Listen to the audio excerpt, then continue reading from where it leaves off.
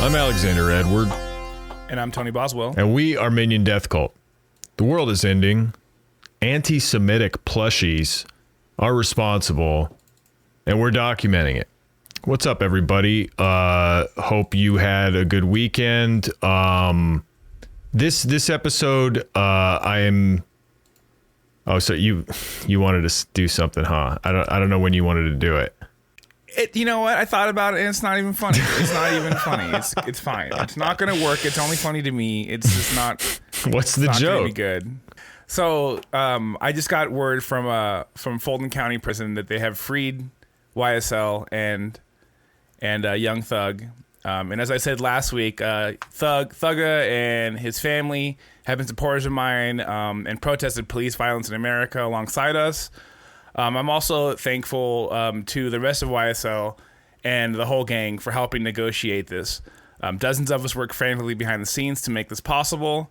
I spoke with Thug's family this afternoon, and they are anxiously awaiting more updates. So Thug is free. I did that. Wow. I did that. If people wanted to support justice, where can they give you money, Tony? Oh, yeah, straight. You can Cash App, Venmo, whatever, cool. Zelle, whatever you need to do. You can mail me. You can put cash in an envelope.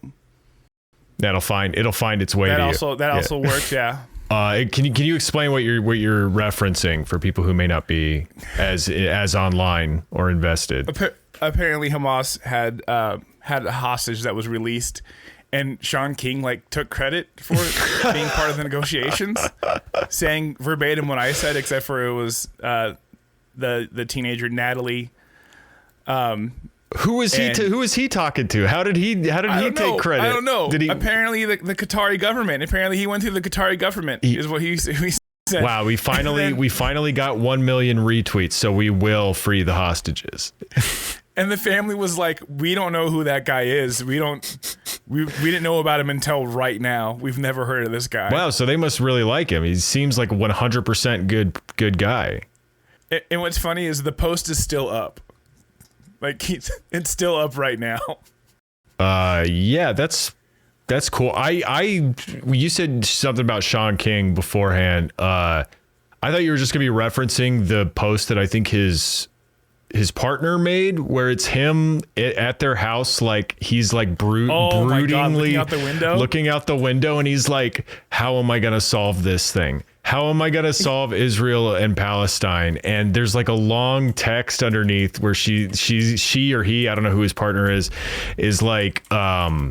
people don't understand the weight that it takes, the weight that it puts on you when you have to post about these things every day. And when people expect you to do a post, every minute you're not posting is agony. But sometimes you need to make sure the post is really good. So you stand by your big window and look at it. And I love it because the whole thing is, it's not what am I going to do to contribute to this or help out with this. It's how am I going to post out of this?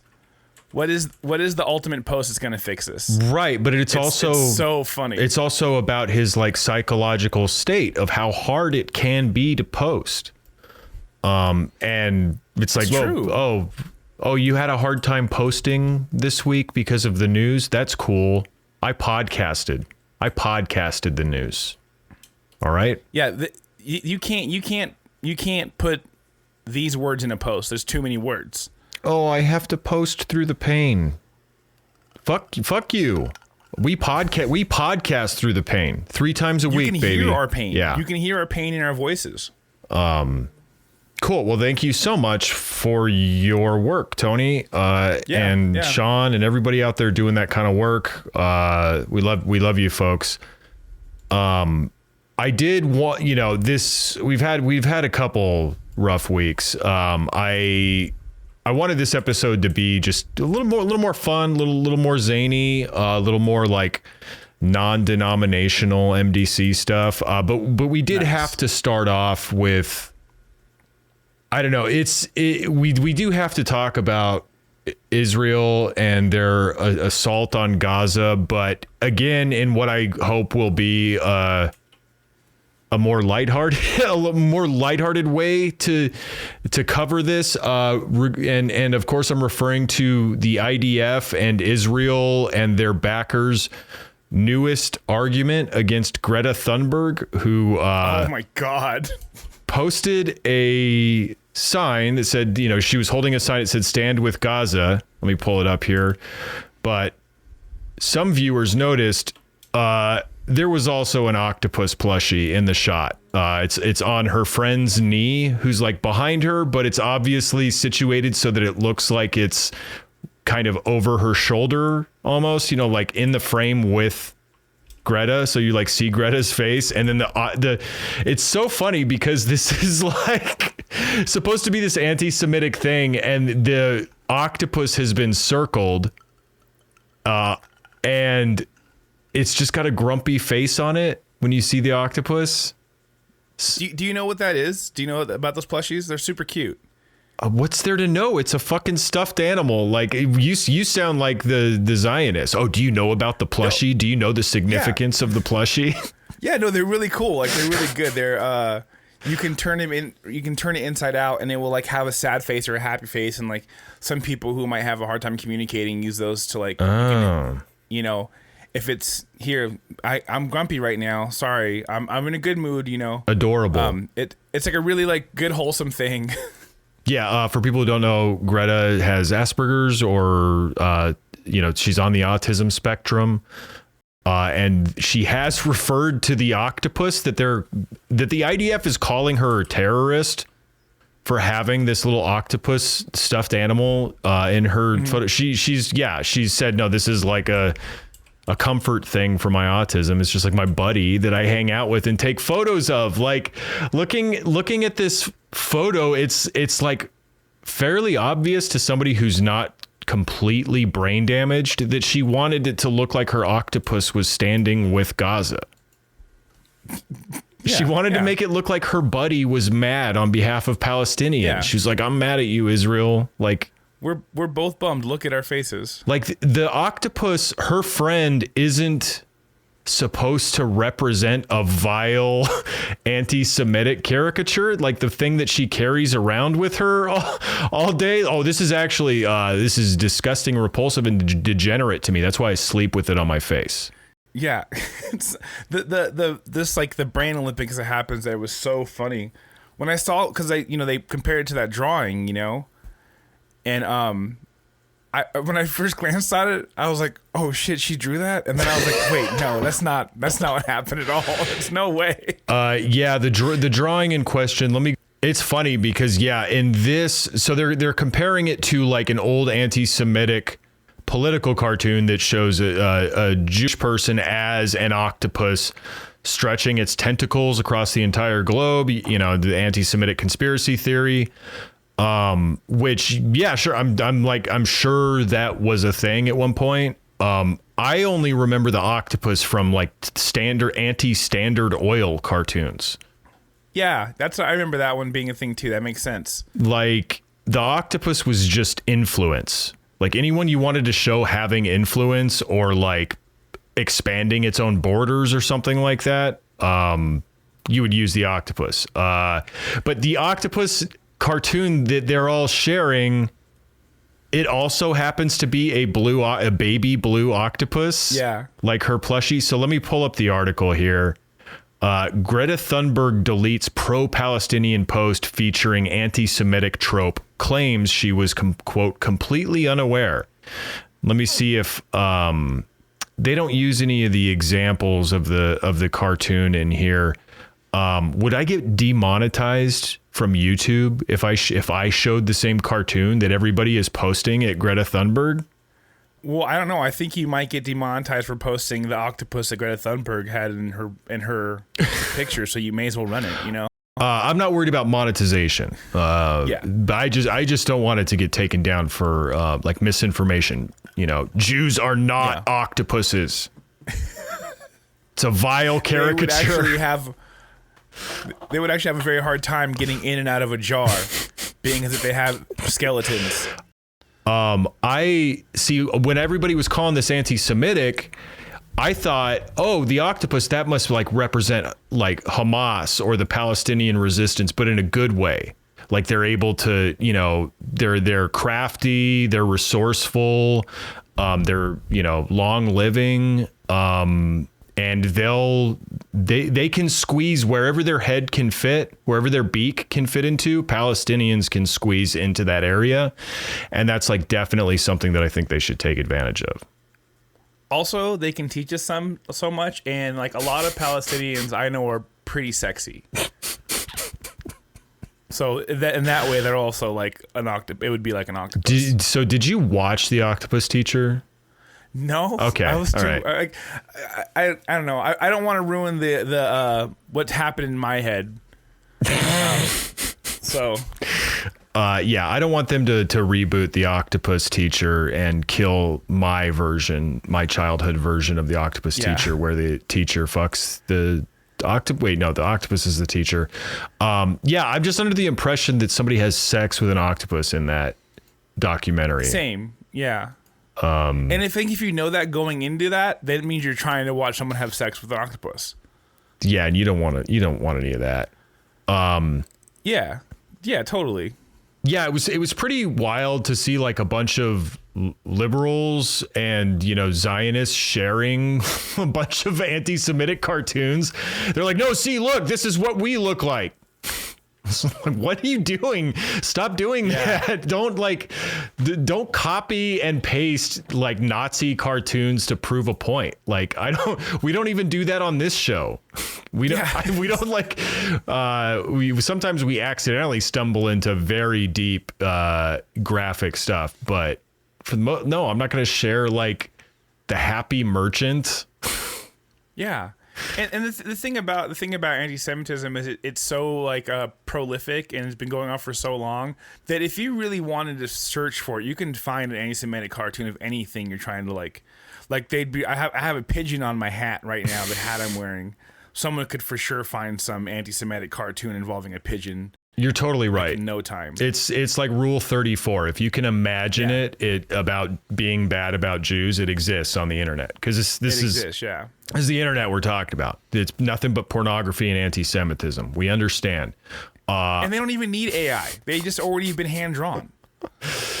No, I don't think her little blue octopus is an anti-Semitic trope. I'm sorry. Like octopuses are cool. The Nazis can't have that one. But yeah, like it was also very strange to see like Ukrainian posters, people who have been defending Azov battalion were like, oh no, those soldiers, they're just wearing the Death's head because they listen to Death in June. They're that's it. They're big neo folk fans actually. Yeah. Oh, what? It's military. It's military related. I never even heard of that. What military did you say? The Nazis? What are you talking about? The Nazis? What? God, I can't even like music anymore. Like part of punk rock is patches. Let's be real, you know? Yeah. But yeah, like this guy on Twitter said, "What does the Kraken next to you on the couch mean?" At Greta Thunberg. The Kraken was and is a well-known sign of the hashtag Nazis for the anti-Semitic term, quote, international finance Judaism. I think isn't that just from Captain America? The word Kraken? No, like that imagery, what do they call them? Oh, no, it's called something. I can't remember the name of that organization. There's some like comic book evil squad that uses an octopus. Yeah, and like calling that little tiny like adorable little octopus like that Kraken next to you. I think there's like James Bond evil organizations that use the octopus, like that one shadowy organization he's fighting with, I think, has an octopus as its representation. Yeah, it's meant to show like influence and power or whatever, but that's like done in a positive way, I guess. But I like him calling it a Kraken. The Kraken what? Like not even knowing the name of the thing you're talking. Like there's a rum we can drink in America called Kraken. I think it's owned by like a baseball player or a actor or something. There's a fucking hockey team in Seattle called the Kraken. Like this is not. you can't just like pick an animal and be like that. Now, if you're drawing a rat, I guess, if you're drawing like a Jewish person as a rat, sure. Okay. But rats get a bad rap. You should be able to like, a rat, you know what? Is there an animal that you can't like represent? No. No, it's impossible. There's no animal that's been taken away. Every animal can be used in a bigoted way. It's pretty impressive thing that we figured out how to do as humans. Also, isn't like not to well actually this guy, but isn't the Kraken a squid?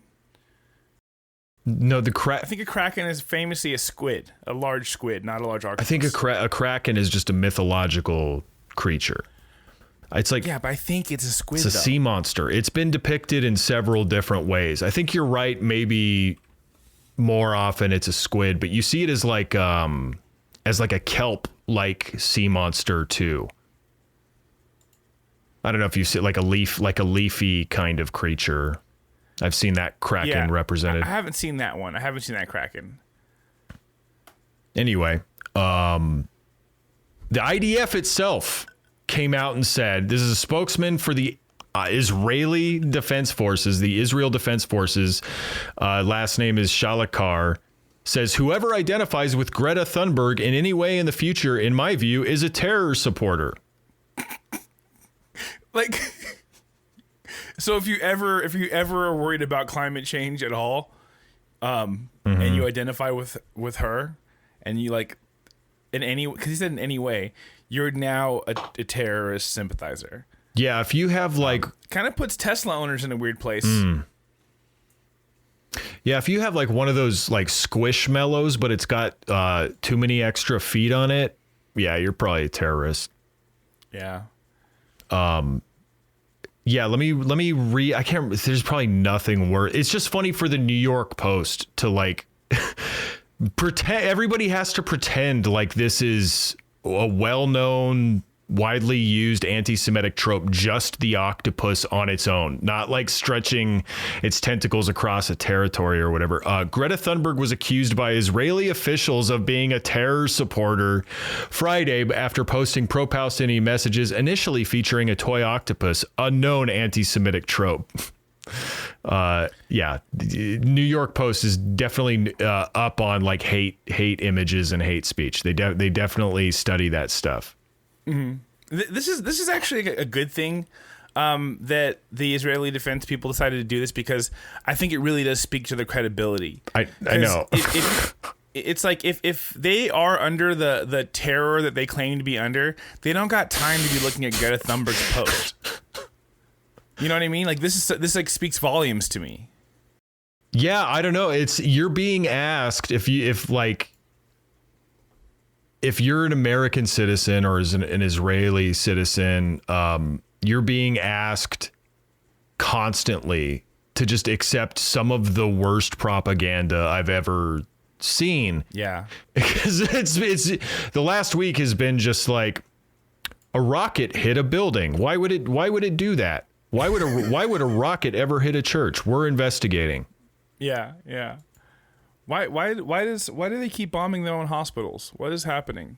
It's like, okay, let's see. Israel, I'm just checking the scoreboard up here. 38 hospitals bombed in the last 10 years. No, I don't even know how many.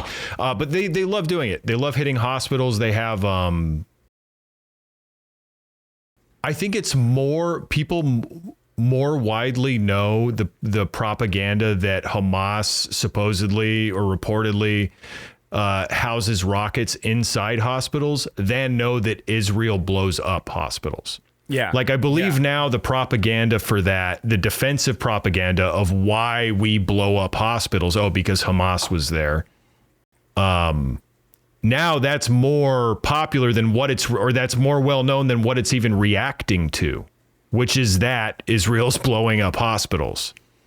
Yeah, Israeli defense just reported that they did not bomb the hospital. What in fact happened was a real like slapstick comedy moment in the stacking of the storage of the missiles they already had in the hospital. It was merely someone tripping and knocking over a domino style the missiles that Hamas was storing in there, causing the explosion and the terror. So that was not us. It was a quite funny incident, actually.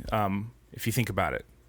Yeah, and it's just like you've already admitted to blowing up hospitals. Like I'm not if your enemy's hospital blows up, I'm not going to be like, well, let's wait. You know, I mean, sure, we should find out what really happened to the hospital, which is still being investigated. And actually, the United States has opposed an international investigation into who actually blew up the hospital because it's come out that the recordings that Israel released of supposed two Hamas agents talking to each other about how they're the ones who blew up the hospital was investigated by Channel 4 News in Britain and fucking debunked because it's like it's basically it was basically constructed in a digital audio workstation like the one I use. Oh, no. The one I use to do this podcast. Like, it was claimed to have been intercepted by IDF, but it's like stereo. There's like 2 channels on it. That's so funny. Yeah, and then also the investigations of the trajectory of the rocket and like the way it blasted indicate that it was coming from the Israeli side of the conflict. And yeah, debunking the claim that it came from the Hamas side. But anyway. And then there's also been reporting that it was very much one of the American provided missiles, which they all are. Oh, I haven't seen that. Very much. That the reporting has been that that's the way it looks to be. Another reason why America doesn't want to necessarily investigate that. Well, that was Hamas's line. They were like, "Oh, we have the warhead, or we have the material to prove that it's Israeli in origin, but you know, not going to be able to see that." But anyway, like, I'm not interested in really arguing whether or not Israel like blew up this particular hospital because they're hospital blowers up, like blower uppers. That's what they do, man. I don't need to argue with you about this one fucking hospital. Okay, back to this New York Post article. With them was a toy octopus, a symbol often used in anti-Jewish propaganda since being used in a Nazi-era cartoon. Often. Yeah.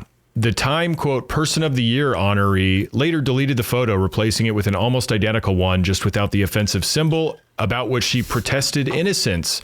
Quote, it has come to my knowledge that the stuffed animal shown in my earlier post can be interpreted as a symbol for anti-Semitism, which I was completely unaware of, she said.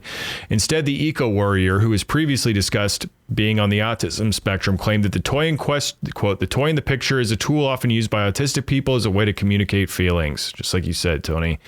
Yeah. We are, of course, against any type of discrimination and condemn anti-Semitism in all its forms and shapes. There you go. This is non-negotiable. That's why I deleted the last post. Well, I'm sure that's going to satisfy everybody. Yeah, that sucks. Because that's what they're going to be like. They're going to be like, oh, well, why? Then why did she delete it? It's so easy. It's easy, you know. Well, because she's a coward. She can't stand by her convictions of being an anti-Semite, Tony. This is just like so because it's such a cute little stuffy, you know, such a cute little plushie. So it makes you think of like if they did make like cute anti-Semitic things, that'd be so weird. Like who's making that? Who's making like you know, kawaii death skulls? Oh, I should not have even said those words and put them out there in the universe. No, no. I'm positive there's like. Much like the market for body pillows, there's like a market for an effigy pillow that you can burn or like do graffiti on, and you buy it on the same weeb website as your 10-year-old girlfriend waifu pillow. Yeah. Just a few responses here. This was like a number one response here. This is from the New York Post comment section. Sal B NYC says she expects us to accept she is an, quote, expert on green and climate issues, but unaware about this? Question mark, period. You've had your apostrophe RE. You've had your 15 minutes. Go back home and stay there. This was another like huge response was because the headline says she was unaware of the anti-Semitic message or whatever. Yeah, that's kind of my take on Greta. Totally. Overall, is that she's pretty unaware, right? But also, I'm mad at her for not being aware of that. You know what I mean? Yeah. Well, she should know. Does she not understand what the carbon output of being anti-Semitic is? Right. You know, everyone should know about that. It costs 0 offsets to not be anti-Semitic. There is some sort of like reverse. I don't like the joke. Never mind. Okay. I bailed on it. All right. No, that's all right. I'm sure it was for the best. I'm glad when you make an executive decision like that. Yeah. Thank you.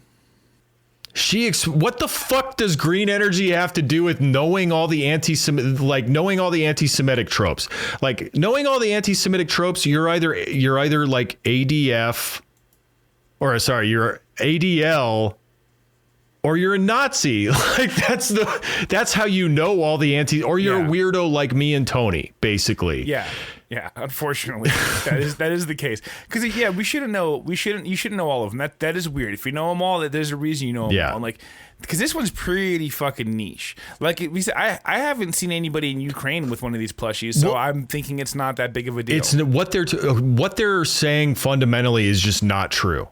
Okay, if somebody drew a cartoon and it had like Bibi Netanyahu's name on an octopus, you could be like, oh, that's tapping into anti-Semitic shit. Like maybe you didn't mean anything by it, but this is actually like referencing a lot of ugly stuff. There is no anti-Semitic trope of having an octopus as a friend. You fucking assholes.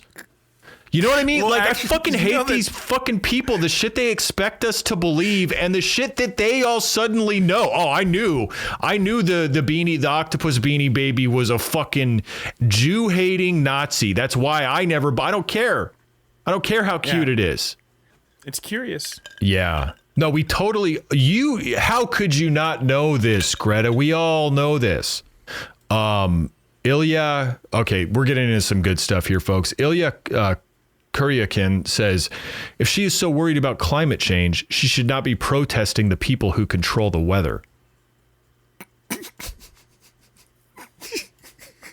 Hell yeah.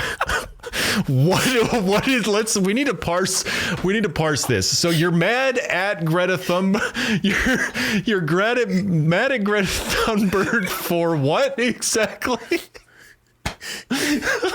You can't if your whole thing is climate change, you might want to be cool to the people who control the weather. You might want to keep that close to your chest, because that's gonna backfire, babe. They're just gonna go ahead and control the weather on your ass. This is so fucking great. It almost reads like a lib doing a parody of a Marjorie Taylor Greene Jewish space laser conspiracy. Yeah.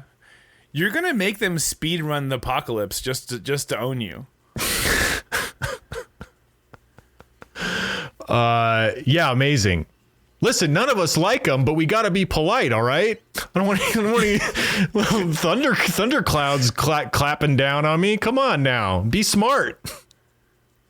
You hear someone being anti-Semitic and you're like, "Oh, you like the heat? Is that your deal? You like sweating? Because that's what you're going to get, bud." You think it's hot now? You wait until the Jews find out you don't like them. They're gonna change the weather on your ass. Maybe she's like, why are you attacking the Jews? They work so hard to try and give us, nice weather. and then when we do need rain. So you have to, nobody likes an overcast day, but it's for a reason. And I'm glad somebody's up there making these decisions for us. Yeah. Thank you. Thanks for the rain. It does make you think about Seattle, though. What's going on? What's going on up there? Yeah. Got to check it out. Why do you get so much rain? What's that about? Bulldog Daddy says, stay in your lane, Greta. World War III will end the world quicker than any climate catastrophe. I like that attitude. Hey, don't worry about the climate change thing. We're about to just kill each other anyways. But he says, stay in your lane. Like, how you're worried about World War III, which is good. That's, good start. And your answer is to just let Israel commit genocide, because we don't want World War III. We just don't stick up for the Palestinians. Don't advocate for their humanity or whatever, because that could lead to World War III. Yeah. It would just be quicker and safer for everybody to just let Israel do their thing. Stay in your lane, boo. That's so. The state. This is the thing about. This is another beautiful thing about like appropriation. Like people are just so bad at it. You know, you're not even good at using the phrases. Well, he's right. He's using it correctly. He means like you're unqualified to talk about international relations. Yeah. You're so unqualified that you are gonna start World War III by posting your plushie. Yeah, you're actually like throwing gas on the flame. Last one here. Demented Joe's dirty diaper. Oh, why? Oh, Demented Joe's dirty. I thought it for some reason. It took me a second to realize it was Joe Biden's dirty diaper, but then obviously it's Demented Joe's dirty diaper. Yeah. Demented Joe's dirty diaper says, "Would I do her for $1 million? No." What? Of course. That's what he said. But did you hear his answer? I did. I'm glad I know that. Not even for $1 million, Tony. And I'm sure it's like the age gap and stuff like that is why he's saying that. And he just thinks it's inappropriate. That's why he's saying no, right? Because he thinks it's inappropriate to even ask this question. I love guys like this. They fucking see a woman out of nowhere and they're like, "You think I'm gonna fuck her?" No, I didn't think that, dude. I didn't think you were ever going to be in the same like country as her, even. Like, obviously, you are the one thinking about fucking. What are you talking? You asshole. Yeah, I mean, it really, like, these people cannot see Greta Thunberg without, like, mistakenly still calling her a child, but also talking about having sex with her. Yeah. Well, what he's saying is he's actually put up with a lot of anti-Semitism for some pussy before. But so since that's not a factor here, he's gonna go ahead and he can give it to you straight. Well, this is too much for him, even him, maybe. Yeah.